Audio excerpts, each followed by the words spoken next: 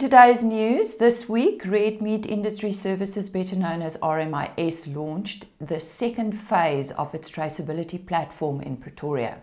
This phase is aimed at integrating various external livestock management systems with its platform. 7 management systems are already linked and 3 more will be connected soon. The farm management systems already integrated with the RMIS platform include Logix, AIMS and Datamars. The auction system that has been connected is Flexi Auction, while Matrix Software's abattoir software has also been synchronized. The Minister of Agriculture, John Steenhuisen, praised industry for the way they were able to join forces and create a system that would benefit the entire country. The world is hungry for our products. They're desperate for our meats, they're desperate for our grains, they're desperate for our wonderful fruits. We need to now give them the confidence that they can buy South African products, knowing that the value chain is secure and knowing that the products that they will be receiving are of the highest quality and they're able to trace back. And so traceability is not a luxury, it's not a add-on. It is now becoming essential as we take South Africa's products to the world, because it is our end users, it is our international consumers that are demanding the traceability. And so there may be those who want to adopt a Luddite approach to traceability. Sadly, they will be left behind because the caravan has to continue. And unless we have a traceability system that can offer us a surveillance, offer us the tools as the industry and government to be able to monitor diseases, monitor movement, we will not be able to give that quality assurance that our international consumers are demanding. And we all know that is where the value lies in the sector. It's in being able to leverage on South Africa's exchange rate, leverage on our quality, to be able to start obtaining that premium price for our products abroad. And that was Minister John Steenhuisen. For producers who do not want to or cannot use management systems, RMIS hopes to launch a free cell phone application by December on which animal movement can be traced. Dr. Oosthuizen says they hope this system will lead to greater traceability. The value chain buy-in was absolutely brilliant. All value chain players attended this day, and everybody understands what they need to do and the role. And to a great extent, RMIS, we're just building environments and platforms for the industry to use. And I really think the industry is gonna take this up and use it. Of course, we're gonna develop more and tweak it a little bit and so forth. But I think today is the beginning of traceability in South Africa, and we're very excited about it. And that was Dr. Philip Oosthuizen of the RMIS. Agricultural Minister John Steenhuisen recently returned from a working trip to various Asian countries. He was part of a delegation that focused on especially Indonesia, Malaysia and Vietnam. The aim was to find new markets for South African agricultural products. He spoke to PLAS TV about the visit. The working trip to the ASEAN region was very important as part of our diversification of market drives. After the fallout with the relationship with the United States of America, it's become very clear that we've perhaps been a little bit lazy over the last decade, where we've sat back and said, well, we've got the European market, we've got the US and we've got China, it's all sorted. But what we've realized now is that there's great opportunities for South Africa's farming and agricultural products in the ASEAN region. 700 million people live in the ASEAN region. That's 700 million mouths that need to be fed, and 700 million opportunities for South African agriculture. Traveled to Indonesia, Malaysia and Vietnam, and we have discussed agricultural reciprocity and trade with all 3 of them.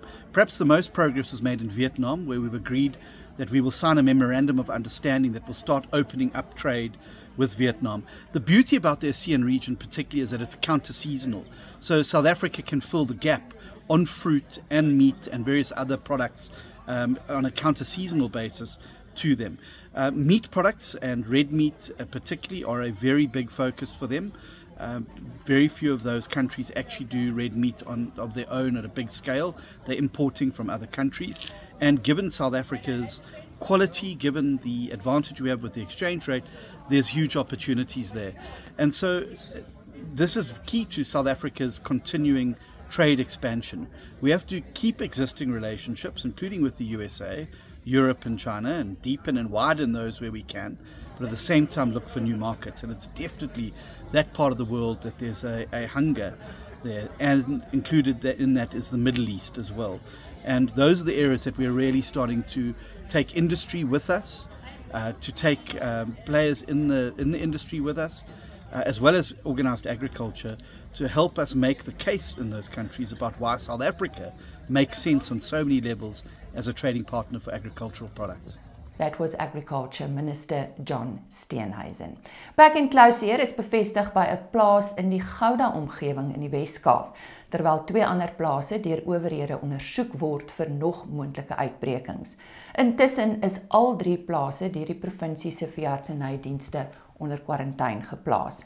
Dit volg nadat 'n Vrystaatse boer owerhede op 1 November in kennis gestel het van moontlike back-in-Clouseer letsels op beeste wat onlangs vanaf die Gouda gebied in die Wes-Kaap vervoer is.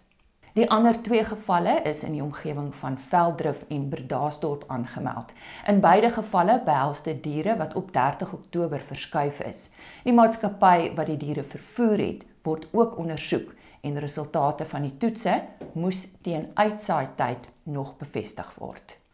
Kimberley se Hooggeregshof het verlede Vrydag beslis dat gedeeltes van die internasionale konvensie vir die verkoop van bedreigde spesies wat vir bewaring geteel word, wel op Suid-Afrika van toepassing is.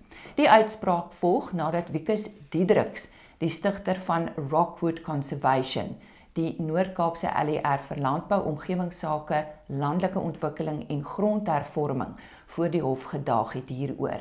Die LER het Diedriks herhaalde aansoek vir permitte om renosterhorings uit te voer telkens afgekeur. Die hof het beslis dat die konvensie wel voorsiening maak vir die vrystelling van diere of eksemplare wat vir nie-kommersiële doeleindes soos bewaring in aanhouding geteel word. Diedriks het vroeër die week tydens 'n onderhoud in die finansiële program Moneyweb gesê die sny van die horings verhoed dat die diere mekaar seermaak en verlaag ook die risiko op stroping. The South African Mango Growers Association, SAMGA, and the Agricultural Products Agency Council, APAC, have declared war on illegal green mangoes on store shelves. Here is Francois Knowles, the Registrar of APAC, with more details on this issue. Right, today I need to speak about the work we've done with SAMGA. SAMGA is the South African Mango Growers Association. They've been experiencing problems as of late and over the last few years where green mangoes are placed on market for sale. What some unscrupulous individuals do is they take mangoes that are not ripened perfectly yet, or mangoes that are destined for the achar market. They use ethylene and they ripen these mangoes, and these mangoes then turn a perfect red or orange, and they pack them and they put them on the local markets and they sell them as if they are the very nice juicy mangoes that we are used to consume. That's a fallacy, because these mangoes never actually ripen perfectly. When you eat them, they are bitter and they can adversely affect the market and then ultimately the consumer. The consumer, when they are exposed to bad mangoes, they will not buy them for a period of about 4 months. Now, that is the problem.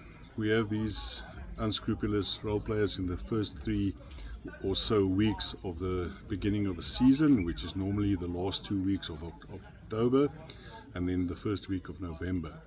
So we had a session with SAMGA, the mango growers, and we met with them and we decided that we would contribute to addressing this problem. What we did is we signed an MOU with them, and we committed that we would inform all our agents at the local fresh produce markets not to accept ethylene ripened mangoes. We put out circulars in addition to the MOU, and we informed everybody. We did a lot of marketing, we did a lot of media exposure to inform the right people of the process that we are busy with. It's important because a very big retail business did a survey, and they discovered that if you expose consumers to this kind of product, that they would not want to buy that for the next 4 months, and that's unacceptable. Above and beyond that, we also need to consider if produce comes in and it's not the best quality that we want for consumers, it will go in and it will be sold at a lower price. So the price impact is something that is really crucial for farmers. It takes a long time to fix the price and to get it to the real relative price that it should be.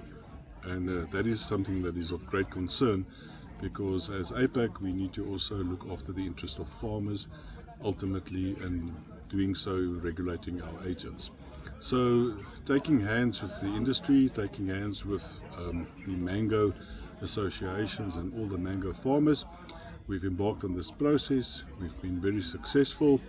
We have not really had challenges this year, but it's because we are vigilant, and it's because we've done so much work, and we will continue to do so.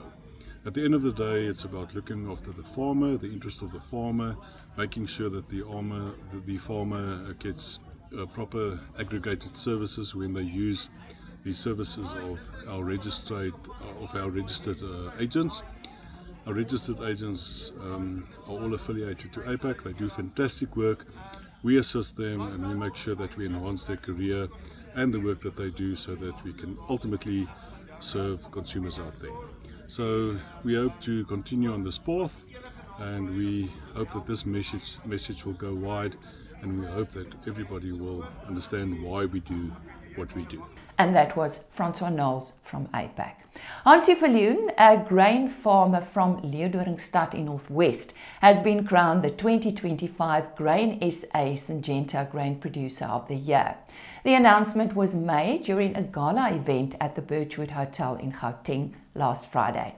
Viljoen was recognized for his innovative, disciplined and data-driven approach to grain farming. The awards also celebrated leaders whose impact goes beyond their own farms. Joseph du Plessis received the Inspiration Award for his 22 years on the Grain SA board and his role in establishing South Africa's commercial soybean and cotton sectors. Two former Grain SA chairpersons, Jaco Minnaar and Derek Matthews, were also honoured for their exceptional leadership and were given the Golden Grain Award. Vrystaat Landbou sê die regering se aanstelling van politieke kaders in plaas van bekwame ambagsmanne is besig om die instandhouding van landelike infrastruktuur te kelder. Die organisasie se president Francois Wilkins sê werkskepping is belangrik, maar kan nie die enigste maatstaf wees vir die sukses van belangrike dienste soos padherstel nie. Boere moet dikwels selfs afgetrede padskraper-operateurs aanstel om paaie bruikbaar te hou, terwyl staatsmasjinerie dikwels buite werking is. Wilkins kritiseer ook die regering se werkskeppingsprogramme, wat volgens hom eerder politieke lojaliteit as volhoubare vaardighede beloon. Hy wys op mislukte projekte soos die R709 en R708 paaie, as ook die R59 ompad naby Viljoenskroon, waar 'n oorstroomde gedeelte al vir 3 jaar lank onaangeraak bly. South Africa's sugar industry is concerned about the sharp increase in sugar imports since 2024. According to the South African Sugarcane Growers Association, imports have increased by more than 400%.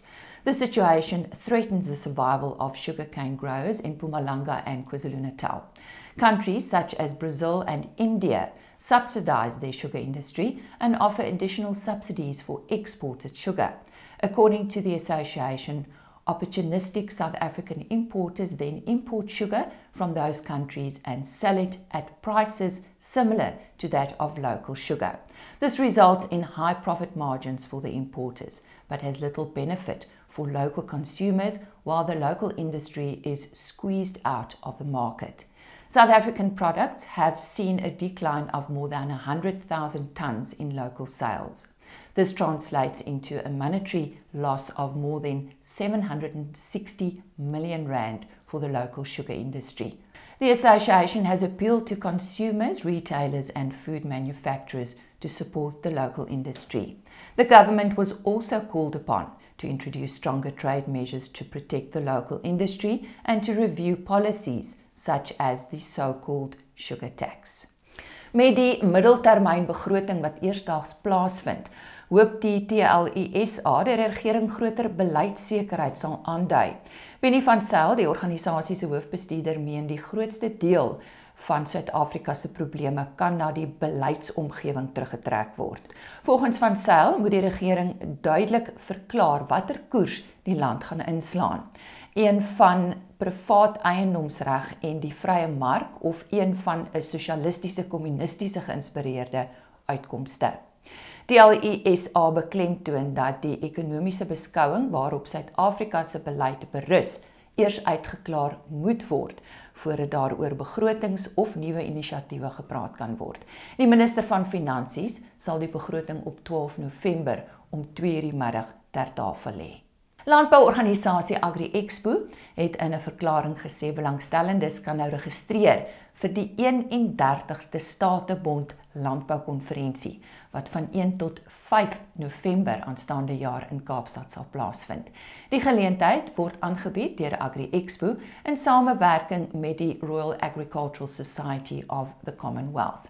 Dit is 'n eerste vir die Wes-Kaap en Kaapstad en beloof om erkenning te gee aan die provinsie se vooruitstrewende landboubedryf.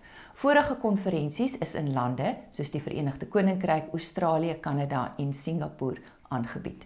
Die enigste ander Afrika-staat wat dit al aangebied het, was Zambië. Die konferensie sal by die Century City Konferensiesentrum plaasvind en dit sluit 'n vooraf toer in die Stellenbosch omgewing in. Die Wes-Kaapse Departement van Landbou is een van die kongresvennote, terwyl maatskappye soos Hallard F&B, de Grendel Wynlandgoed en Weskrou ook betrokke sal wees. Belangstellendes kan Agri Expo se webwerf besoek by agriexpo.co.za. Ons weerkenner Johan van der Berg het ook 'n bietjie goeie nuus om te deel. Dit lyk die druiweboere almal nie net die rosientjies nie. Daar's 'n ongelooflike groot oes wat aan die stokke is. So dit lyk op hierdie stadium baie goed. Die groot gevaar, en dit het nou al, daar was al 'n reënbuie, en dit is van die min boere in die land saam met die lucernboere wat nie van 'n reën hou nie, want dit veroorsaak siektes, peste en pla en allerlei goed. So daar was al 'n bietjie reën gewees, daarom nog nie regtig skades nie, maar lugvog is hoër, so dit lyk baie goed, maar daar is maar 'n gevaar. Dit was die stem van Johan van der Berg. Suid-Afrika se 11de wolveiling vir die jaar het Woensdag plaasgevind. Hier is Heinrich Victor met 'n bietjie positiewe nuus vir wolboere. Nou die 11de wolveiling van die seisoen het op 5 November plaasgevind en die Suid-Afrikaanse wolmark het versterk teenoor die vorige veiling. Die Cape Wool's Merino aanwyser het 1,2% hoër verhandel vir alle merino wol, as ook 1,7% vir gesertifiseerde wol en het teen 'n skoonprys van R196,16 per kilogram, as ook R204,01 per kilogram onderskeidelik gesluit. Dit was Heinrich Victor en op daardie hoë noot groet ons tot volgende week.